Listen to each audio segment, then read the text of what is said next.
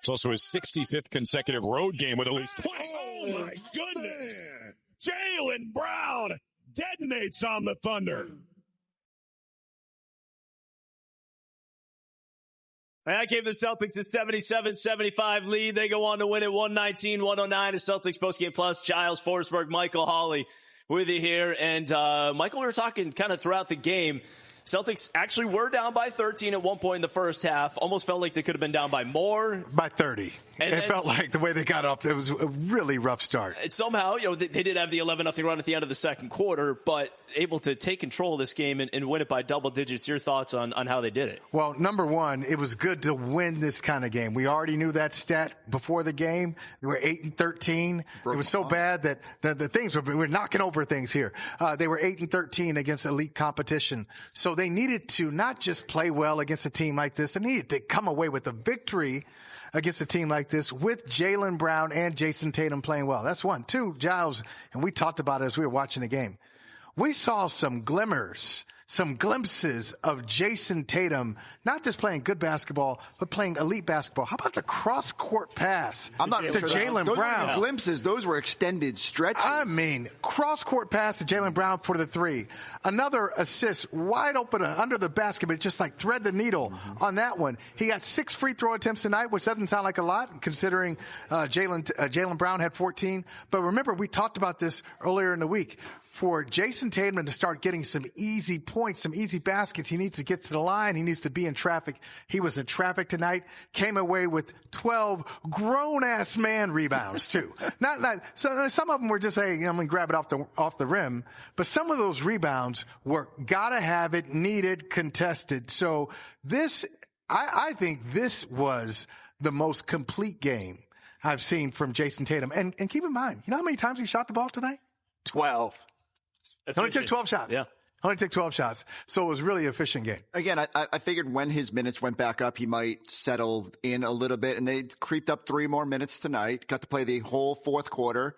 Starting out that frame without SGA on the court, it felt important and a chance for the Celtics to do what they did and extend that lead a little bit.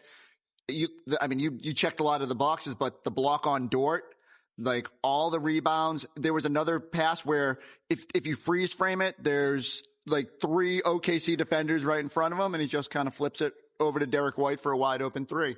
And when you command that much attention, you're going to elevate all the other players around you. And it's no coincidence that guys like Derek and Peyton, Baylor, like all their stats were off the charts today, because if Tatum's drawing that kind of attention and Jaylen's doing what he's doing, good luck. I don't know how you stop that offense. You brought up Jaylen, 31 points, 8 rebounds, 8 assists. He's also at the podium addressing the media. Jaylen, slow start for you guys in the first quarter. How are you guys able to kind of turn it around and kind of flip the game in the second? I think we just had to weather the storm. We just didn't make shots in the first quarter. I felt like we got wide open looks. Sam got, 5 or 6 wide open threes, and those are usually bottom of the net, but, he didn't make them. So we just encouraged him to keep playing, but we felt like offensively we were doing what we needed to do. It was putting a little pressure on our defense to start because we weren't making shots. But once our shots started going, the game kind of evened out. And in the fourth quarter, you drew a few fouls on Shai. You got the one on the up fake where you couldn't resist smiling. Was that kind of like a taste of his own medicine kind of moment? What was that moment like? Well, yeah, he got me last time we played him. He got me on the up fake, and I knew it was coming, and I still jumped for it. So I guess that was a little payback. So the ability to draw the fouls, you got to the line like 12, 13 times. That's something that you're drawing fouls at an incredible rate right now. You're hitting them at an incredible rate right now. Can you kind of explain, has that been a focus? How's that kind of come about for you? Yeah, I feel like I've played the same style, but I feel like, maybe complaining is given a little bit more notoriety to, how the game is officiated. And I feel like I've gotten more calls. I thought the officials did a good job tonight. Every call is not going to be perfect, but I thought they did a great job of trying to keep it balanced or, keep it the same both ways. So I have no complaints, but, if they're going to get those calls, as long as we get them too, then I feel decent about it. Jaylen, it felt like there were pockets of this game where your guys' offense was like flowing, you're getting to the free throw line, and then there were other times where maybe you guys turned the ball over or they got to stop and were able to run. What did you see as the difference for when your offense was clicking tonight versus when it wasn't? To be honest, I feel like, turning the ball over a little bit, which is not something that we do a lot, but could have been better in that regard. Me and JT, just a few possessions that, we could have been better at. But overall, I thought it was a great offensive game from us against a really good defensive team.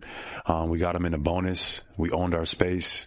And then once we got them in the bonus, we was able to take advantage of the game. But we got a bunch of open looks all night long. You said owning your space. What was sort of the key to breaking down what is the best defense in the league? Yeah, they're very physical. So if you don't own your space, if you don't fight to get open, if you don't set up your catches, none of that stuff, if you don't do that, they can make it a long night. But I thought we did a good job of keeping our man between the ball and the basket, protecting it, getting the ball where we wanted to get the ball, initiating our offense where we wanted to initiate it versus them dictating where we go. And I think that was the difference tonight. You and Jayson have had some huge games in your career. What is it like to have him back and running alongside of you and like a really big, both of you guys going off tonight? I think that game was awesome. I think that, the intensity level of the game was very high. Felt like a playoff game. The crowd was into the game. And I felt like that was a great, encouraging game for JT, like high level, intensity, physical team. And it felt like, that was a step in the right direction. We still encouraging him to get back to that level of aggression that we know and are used to. But I think tonight was a great game of him making the right plays, making the right reads, being physical, and being Jayson Tatum. And I think it's a step in the right direction. Last two, Jane and Gary. You've talked about the ups and downs you expect now that Jayson's back for your team. But on a night like tonight, when he gets it going and you've got it going and you're playing a great team like that, how excited does it get you to see what it can look like with this team?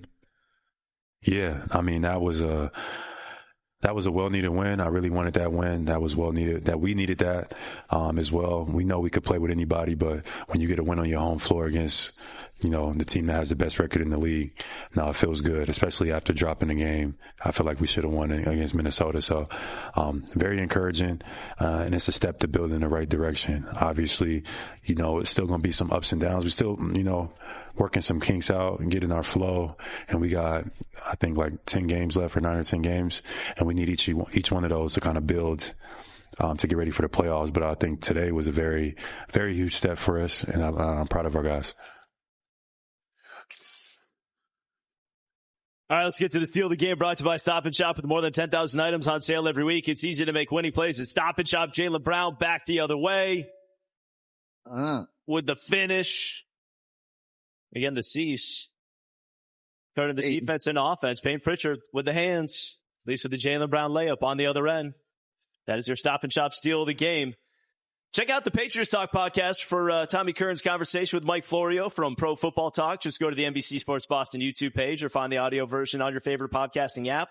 And then tonight after Celtics post-up, stay tuned for Town for Tire BST with Felger and Hawley, as Mike Felger and Michael Hawley can have the latest on the Celtics, Patriots, Bruins, and the Red Sox, who open the season tomorrow in Cincinnati, where it's going to be...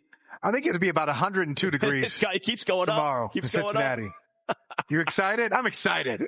I'm excited also to look ahead to this Atlanta Hawks matchup because they're playing as good as anybody. We'll do that next on Celtics Postgame Plus.